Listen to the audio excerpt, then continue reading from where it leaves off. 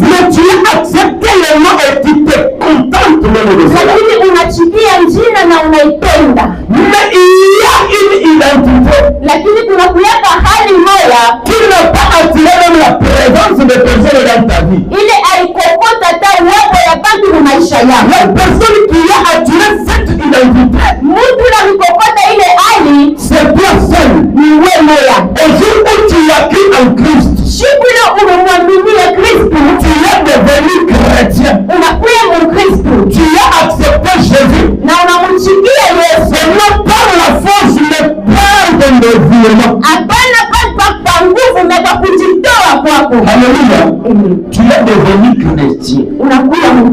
Et tu as eu une nouvelle identité. La Bible nous a dit, si quelqu'un est en Christ, il y a une nouvelle créature. Toutes les choses sont devenues nouvelles. Mais quand toi, depuis que tu es devenu chrétien, tu as eu une nouvelle identité. Mais pourquoi tu dis de cette nouvelle identité?